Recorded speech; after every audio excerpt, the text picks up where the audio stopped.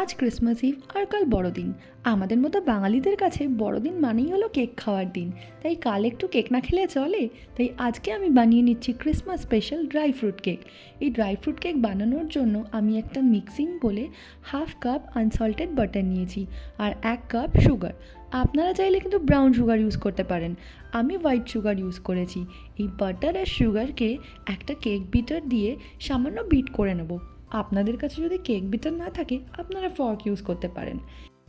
Butter আর sugar bit করা হয়ে গেলে এর মধ্যে অ্যাড করেছি 2 টেবিল স্পুন রিফাইন্ড অয়েল আর 1 কাপ দই। দই ও রিফাইন্ড অয়েল মিক্স করার পর ভালো করে বিট করে নিতে হবে। এরপর অ্যাড করেছি 1 টিস্পুন ভ্যানিলা এসেন্স। এই ভ্যানিলা এসেন্সের জন্য কেকে বেশ সুন্দর একটা ফ্লেভার দেবে। লিকুইড ইনগ্রিডিয়েন্টসের ব্যাটার যখন রেডি হয়ে যাবে এরপর একে একে অ্যাড করতে হবে ড্রাই ইনগ্রিডিয়েন্টস। এর জন্য একটা স্ট্রেনারে 1.5 কাপ ময়দা নিয়েছি, 1/2 teaspoon baking soda, 1 teaspoon baking powder and 2 tablespoon cinnamon powder ও 1 পিঞ্চ সল্ট। এরপর স্ট্রেনার দিয়ে ড্রাই ইনগ্রিডিয়েন্টসগুলো এক এক করে ছেঁকে নিতে হবে। যে ইমপিউরিটিসগুলো থাকবে সেগুলো আলাদা করে ফেলে দিতে হবে। কেকের মধ্যে একটা সুন্দর ফ্লেভারের জন্য অ্যাড করতে হবে অরেঞ্জ জেস্ট। তার মধ্যে অরেঞ্জ একটা গ্রেটার মেশিনের মধ্যে ভালো করে গ্রেট করে নিয়ে কেকের ব্যাটারের মধ্যে অ্যাড করব। এইবার কেকে অ্যাড করব প্রি সোক ড্রাই ফ্রুট।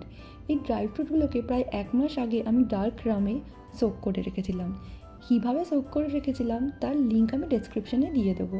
এই ড্রাই ফ্রুটগুলোকে কেক ব্যাটারে দিয়ে ভালো করে মিক্স করে নেব এবং ঢাকা দিয়ে 15 মিনিট মতো রেখে দিতে হবে। অন্যদিকে একটু ক্যারামেল বানিয়ে নেব। একটা প্যানের মধ্যে 1 কাপ সুগার দিয়ে মিডিয়াম ফ্লেম রেখে ভালো করে সুগারটাকে নাড়াতে থাকবো। যখন সুগার গলে এইরকম লাল রঙের কালার চলে আসবে ফ্লেমটাকে অফ করে সাইড থেকে অল্প করে আস্তে আস্তে জল দিতে থাকবো। সাবধানে জল ঢালবেন, এই সময় জল নিচের দিকে ছিটে আসতে পারে। এইবার ক্যারামেল সসটা রেডি হয়ে গেলে কেক ব্যাটারে মিক্স করে দেব। এই ক্যারামেল সসের জন্যই কেকের কালারটা বেশ সুন্দর একটা ডার্ক ব্রাউন কালার আসবে। কেকের ব্যাটার যখন রেডি হয়ে যাবে কেক টিনে বাটার ব্রাশ করে নিতে হবে। কেক টিনের বেসে বাটার পেপার সেট করতে হবে এবং কেক টিনে আড়াআড়িভাবে এমন করে একটা বাটার পেপার সেট করতে হবে যাতে সহজেই বেক হওয়ার পর কেকটাকে বার করে নেওয়া যায়। এরপর কিছু ড্রাই নাট চপ করে নেব এবং ওর ওপর বাটার ব্রাশ করে দিতে হবে। কেক টিনের ওপর ড্রাই নাটসগুলো দিয়ে কেকের ব্যাটারটা কেক টিনের মধ্যে ঢেলে দিতে হবে।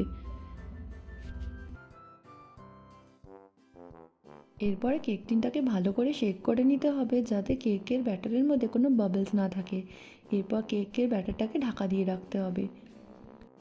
কেক বেক করার জন্য একটা গ্যাস ওভেনে কড়াই দিয়ে তার উপর স্ট্যান্ড রেখে কড়াইটা ঢাকা দিয়ে দিতে হবে। আটা দিয়ে কড়াইয়ের ঢাকনার গায়ে যে ছিদ্র আছে সেগুলোকে বন্ধ করে 10 মিনিট মতো প্রিহিট করতে হবে। প্রিহিট হয়ে গেলে কেকের টিনটা স্ট্যান্ডের ওপর বসিয়ে ঢাকা দিয়ে লো ফ্লেমে 30 মিনিট মতো বেক হতে দেবো। 30 মিনিট পর স্কিভার ঢুকিয়ে চেক করে নেব যে কেক হয়েছে কিনা। না হলে আরও 20 থেকে 25 মিনিট বেক করে নিলেই কেক রেডি। আপনারা কিন্তু অবশ্যই কেক বানাবেন আর আমাকে জানাবেন কিন্তু। আর যদি কোনো সাজেশন থাকে যে কীভাবে এই কেক আরও ভালো হবে তাও আমাকে জানাতে পারেন। ওকে, বাই বাই, মেরি ক্রিসমাস। আজ তাহলে আসি, কেমন? টাটা।